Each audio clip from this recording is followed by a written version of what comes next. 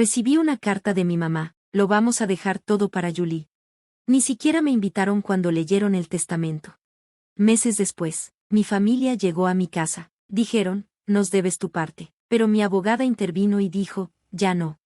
Hola, Reddit. No sé qué dolió más, perder a mi mamá o darme cuenta de que se había olvidado de mí mucho antes de morir. Soy el mayor de 3. Julie es la menor y siempre fue la consentida. Ryan, el del medio, solo seguía la corriente para mantener la paz. Cuando era chico, no me importaba estar a la sombra de Julie. Pensé que las cosas se igualarían con el tiempo, pero nunca pasó. No podría haber estado más equivocado. Cuando a mamá le dio la enfermedad, yo era quien viajaba de un estado a otro, pidiendo días libres, perdiendo ingresos solo para quedarme a su lado. Julie seguía viviendo cerca, al igual que Ryan, pero casi no la visitaban, y cuando lo hacían, era siempre para un momento en redes sociales, fotos, vídeos cortos, sonrisas para el internet, nada significativo.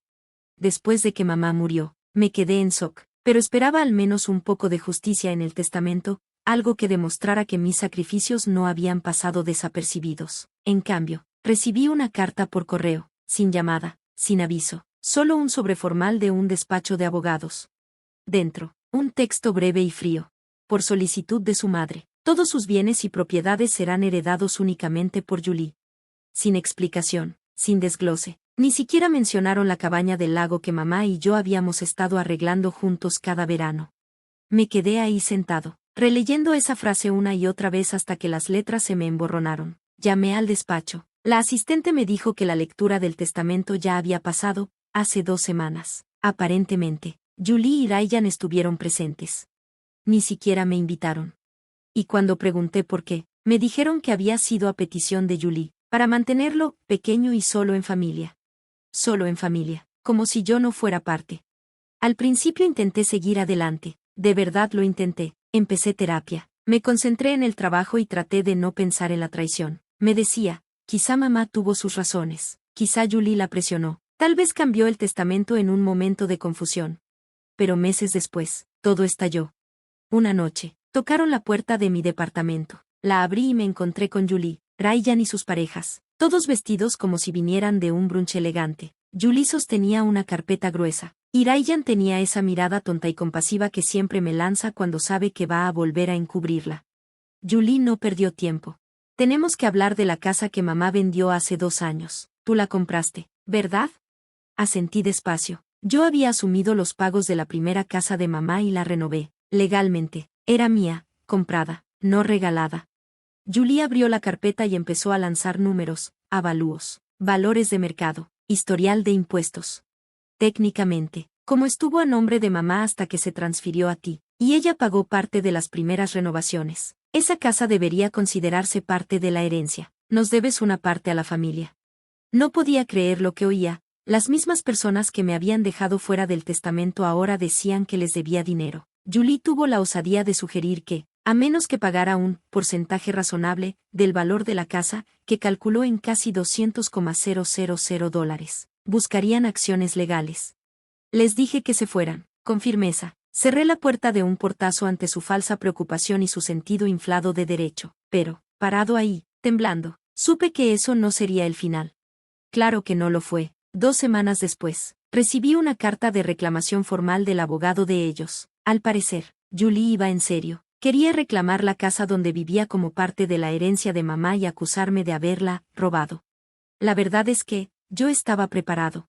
Había guardado comprobantes, correos, recibos de pago e incluso el contrato de compraventa firmado por mamá hace 3 años. Pero también sabía que necesitaba más que documentos. Necesitaba a alguien que enfrentara la arrogancia de Julie. Así que contraté a una abogada, no a cualquiera, a Samantha Brooks. Era astuta, serena y completamente inmune a las manipulaciones.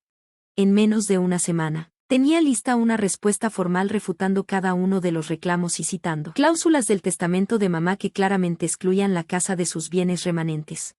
Pero la verdadera sorpresa llegó cuando Samantha investigó más a fondo y encontró algo que Julie no había contado.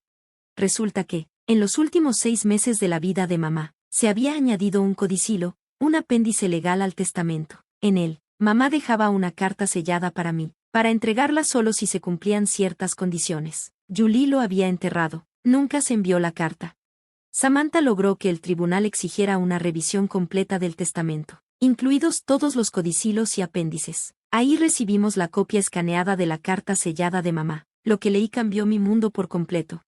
En la carta, mamá se disculpaba. Decía que Julie y Ryan la habían presionado en sus últimos meses, que no se sentía con fuerzas para discutir, que la manipularon durante los tratamientos. Escribió que nunca dejó de amarme y que sabía que la casa que compré era mía, pagada con mi propio dinero y esfuerzo. Incluso mencionó que la cabaña del lago debía ser mía, sin importar lo que dijera el testamento. Fue la primera vez que lloré en meses. Con esa carta y la documentación, Samantha presentó una moción oficial para bloquear el reclamo de Julie y buscar responsabilidad legal por ocultar el codicilo. Supuenaron a Julie y a Ryan. Su arrogancia comenzó a resquebrajarse. Cuando llegó el día de la audiencia, entré con Samantha a mi lado. Julie y Ryan lucían estupefactos. No esperaban que me defendiera. Julie intentó por última vez exponer su argumento, habló de familia, de deber y de justicia, de cómo era injusto que un hermano tuviera tanto mientras los demás no recibían nada. Pero entonces Samantha se puso de pie y todo cambió. Desgranó la línea de tiempo, los documentos, la carta de mamá, el codicilo oculto. Mencionó una cláusula de la ley de herencia sobre influencia indebida en personas con facultades mentales declinantes, justo lo que Julie había hecho. Su plan, infalible, empezó a venirse abajo. Y con la calma de quien sabe que ya ganó, Samantha le dijo al juez, ya no más. La sala quedó tan en silencio que se oía el roce del papel cuando mi abogada puso la carta original de mi mamá sobre la mesa de pruebas. El juez se inclinó para leerla con atención, frunciendo el ceño al absorber cada palabra. Julie, que minutos antes irradiaba seguridad, de pronto se puso pálida. Ryan a su lado movía el pie nervioso, con la mirada esquiva. Las mismas personas que me excluyeron del testamento ahora estaban congeladas en una sala donde la verdad tenía voz. Samantha no perdió tiempo. Explicó cómo hallaron el codicilo, olvidado en un sobre del archivo del abogado de la herencia, y cómo la carta dejaba claro que mamá tenía remordimientos, que su intención real era repartir los bienes sentimentalmente y materialmente de forma más equitativa, especialmente la cabaña del lago, que Julie se había adjudicado. El momento clave llegó cuando Samantha sacó los registros de correo electrónico que conservaba, incluida la prueba digital de mi banco y el contrato de venta notariado de mamá. Cada pago, cada firma, cada documento estaba en regla. No era solo cuestión de justicia, era imbatible ante la ley. Julie intentó interrumpir, dijo que yo manipulé a mamá mientras estaba enferma, pero Samantha, impasible, señaló que si íbamos a hablar de manipulaciones, habría que revisar las transferencias millonarias que Julie recibió en esos últimos meses, muchas de ellas coincidían con cambios en el testamento. La sala cambió de energía, todo se inclinó a nuestro favor. Entonces habló el juez. Dijo que el codicilo tenía validez legal y, aunque no anulara por completo el testamento original, levantaba dudas suficientes sobre la legitimidad de la influencia de Julie. Citó un caso precedente sobre presionar indebidamente a un progenitor enfermo y explicó que, si se probaba dicha manipulación, ciertas partes del testamento podían ser impugnadas o ajustadas. Pero luego vino el fallo sobre la casa. El juez se volvió al abogado de Julie y afirmó sin titubeos. La casa en cuestión se vendió mucho antes de cualquier modificación al testamento, a valor de mercado completo, y fue pagada íntegramente por el demandante. Concluyó que cualquier intento de incluirla en la herencia después de la venta no solo carecía de fundamento, sino que rozaba el uso malicioso de recursos judiciales. El abogado de Julie bajó la cabeza, resignado. Y llegó el giro definitivo. El juez aceptó mi solicitud de reevaluación de la distribución de la herencia, en base al codicilo suprimido. Eso significaba que la repartición que creía firme, incluyendo la cabaña del lago, las joyas de la abuela y la cuenta de ahorros de mamá, quedó congelada y pendiente de redistribución. Julie se levantó, esto es una locura, estaba enferma, no sabía lo que hacía. El juez la interrumpió, basta. Esta corte reconoce la validez legal del codicilo. Sus acciones al ocultarlo están siendo investigadas. Le recomiendo contratar más defensa. Se puso pálida. Ryan ni siquiera intentó defenderla. Se recostó en su asiento y se cubrió la boca con la mano. Después de la audiencia, salí al pasillo y respiré hondo como hacía meses no lo hacía. No lloré, no sonreí, solo me quedé allí, sintiendo el peso de un silencio que no era vacío, sino liberación. Samantha me miró, aún no termina, dijo, pero estamos cerca. En las semanas siguientes, el proceso siguió tras bambalinas. Auditaron las finanzas de Julie, señalaron varias transferencias como posibles transacciones coercitivas. Supuenaron correos. Sacaron capturas donde Julie presumía con una amiga que, por fin me dejaron fuera, y se jactaba de que mamá estaba demasiado cansada para discutir. El tribunal nombró un albacea independiente para reevaluar la herencia, y aunque no recuperé todo, recuperé lo que más importaba, la cabaña del lago volvió a mí. La última carta de mamá quedó registrada públicamente y Julie recibió una censura formal por suprimir un documento legal, aunque por poco evitó cargos penales.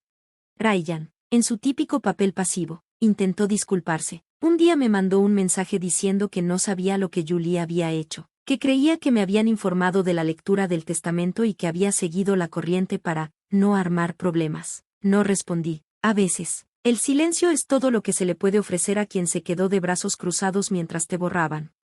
Julie, en cambio, no lo aceptó bien. Publicó diatribas en línea. Acusó al tribunal de haber sido manipulado. Dijo que yo le arruiné la reputación y que le robé lo que era suyo por derecho. Pero la mayoría de quienes la conocían vieron la verdad. Un comentario que nunca olvidaré fue de la señora Deu, nuestra vecina de toda la vida. Qué curioso que la única que nunca presumió lo que iba a recibir es la única que realmente lo mereció. Al final, no me importó el dinero, ni siquiera quería venganza, solo buscaba paz. La cabaña se convirtió en ese lugar. Me tomé unos meses libres, me fui allá solo y por fin me permití llorar, sin sentirme traicionado ni borrado. El muelle viejo que mamá y yo arreglamos seguía allí. Cada mañana me sentaba con mi café, viendo el amanecer sobre el lago. La sentía en el crujir de la madera y en el vaivén suave de las olas. Ella nunca se olvidó de mí, solo estaba demasiado cansada para seguir luchando, pero yo no, y me aseguré de que quienes intentaron silenciarla, a ella y a mí, no obtuvieran nada. 2/2